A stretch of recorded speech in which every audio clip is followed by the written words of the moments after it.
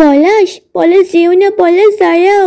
বন্ধুরা, আজকে তোমাদের কাছে আমার একটা ছোট্ট অনুরোধ আছে। আজকের এই পর্বটা খুব সুন্দর হতে চলেছে। তোমরা মন দিয়ে সম্পূর্ণ পর্বটা দেখতে থাকো। তোমরা তো আগের পর্বে দেখেইছিলে আমাদের শ্যামদা আর রাধা রোম্যান্স করছিল। আরে মাম্মা, তুমি আমার মতো ছোট জামা কেন পরেছ? হ্যাঁ, এরকম জামা তো আমি পরি। হ্যাঁ তো রাজা আন্টি, এরকম জামা তো পুচি দিদি পরে। তুমি এমন জামা কেন পরেছ? আরে বুঝি বুঝি, তোমরা খুব কথা বলছো জানো তো। চলো চলো বাড়ি চলো। বন্ধুরা, তারপর আমাদের রাধা আর সীতা বাড়ির দিকে রওনা দেয়। ইস, আজ আমার আর রাধার অ্যানিভার্সারির দিন কিরকম একটা লজ্জার ব্যাপার হয়ে গেল। আমরা রোম্যান্স করছিলাম আর ওইদিকে সীতা এসে হাজির হলো। মাটিটা তো পুরো শুকিয়ে একদম কাঠ হয়ে রয়েছে, এই যা রোদের তাপ। বন্ধুরা, তারপর তো আমাদের শ্যাম মাটির রোপণ করা বীজের মধ্যে জল দিতে থাকে।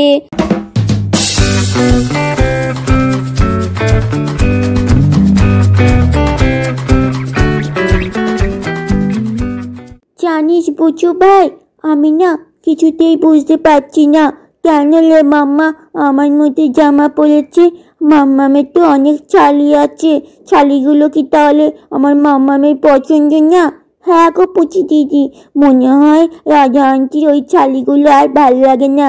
আমরা না হয় টিফিনের টাকা জমিয়ে রাধা আন্টির জন্য অনেক শাড়ি কিনবো, বুঝেছো? আরে এই বুচু ভাই, এই দেখ ঘরের মেঝের মধ্যে একটা গোলাপ ফুল পড়ে রয়েছে। আরে কত সুন্দর গোলাপ ফুল! এই গোলাপ ফুলটা কোথা থেকে এলো রে আমাদের ঘরে? আরে পুচি দিদি, এই দেখো, এইটা আবার কি? ও মা, কি সুন্দর! একটা ছেলে পুতুল, একটা মেয়ে পুতুল। ও মাম্মাম দেখো, আমাদের ঘরে কারা এসব রেখে গেছে। ও মাম্মাম তাড়াতাড়ি আছো, তাড়াতাড়ি আছো, দেখো ঘরে কি সব রয়েছে। মাম্মাম দেখো ঘরের মধ্যে কি রয়েছে। বন্ধুরা, আমাদের সীতা তো দেখা মাত্রই বুঝে গেছে যে এটা শ্যাম রাধাকে দিয়েছে অ্যানিভার্সারি উপলক্ষে। এই শ্যাম রাধা, দেখ দেখ এরা কি বলছে। কি হয়েছে রে সীতা? কি বলছে? বুঝে বুঝে কি হয়েছে? কি বলছো তোমরা? আরে দেখ, ওরা বলছে কি এত সুন্দর জিনিসটা। আরে মামা দেখো, ঘরের মধ্যে একটা গোলাপ ফুল রয়েছে। ও বাবা দেখো। আরে আমার মেয়েটাও শুরু করলো, সত্যি ওকে তো আর বলতে পারবো না যে আমি আমার রাধাকে দিয়েছিলাম। আরে কি অবস্থা! এই মা, পুচিও তো এরকম বলা শুরু করছে। আমি বরঞ্চ এখান থেকে কেটে পড়ি। আরে রাধা, কোথায় যাচ্ছিস? দাঁড়া দাঁড়া, আজ তোর অ্যানিভার্সারি। আজ আমি তোকে সুন্দর করে সাজাবো, বুঝেছিস? নিজের মনের মতন করে সাজাবো। সীতা, তুই সত্যি বলছিস আজকে তুই আমাকে সাজাবি? আমি অনেক অনেক খুশি রে। এই যে শ্যামদা, তোমার কোনো আপত্তি নেই তো? আরে সীতা, তুমি না বারবার এক কথা বলে না আমাকে প্রচন্ড লজ্জা দাও, জানো তো।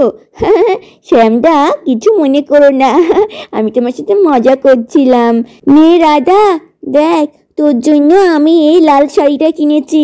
আজকে তোকে এই লাল শাড়িটাই আমি পরিয়ে দেবো। দেখ পছন্দ হয়েছে কিনা ভালো করে দেখ, না পছন্দ হলে।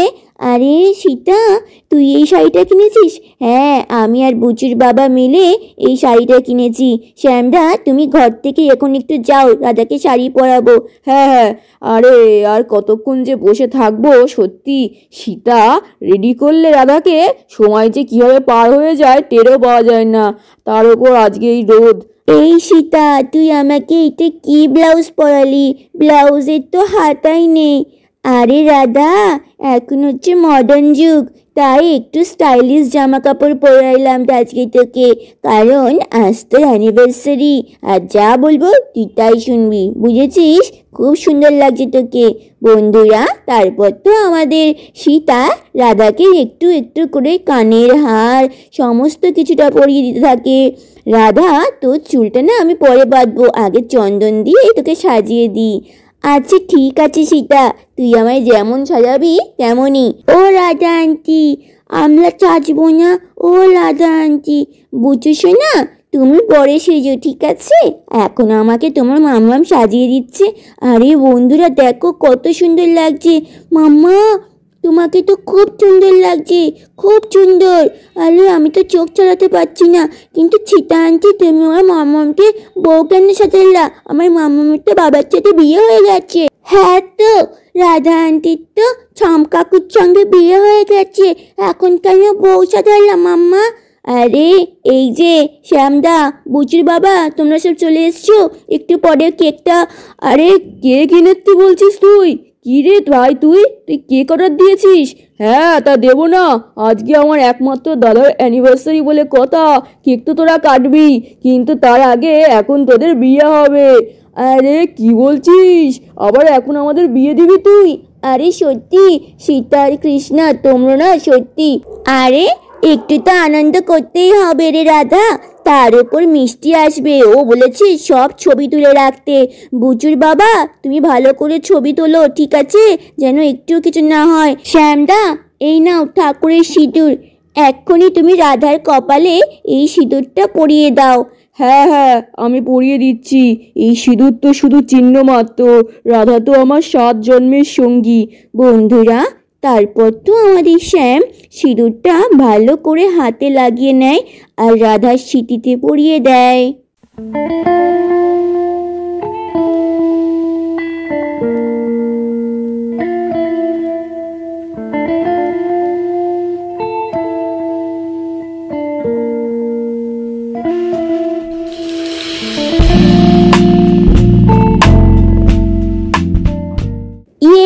কি মজা, মাম্মাম আর বাবার বিয়ে দেখলাম। ইয়ে আমার খুব মজা হচ্ছে। পাপা পাপা, আরে আমার তো খুব মজা লাগছে।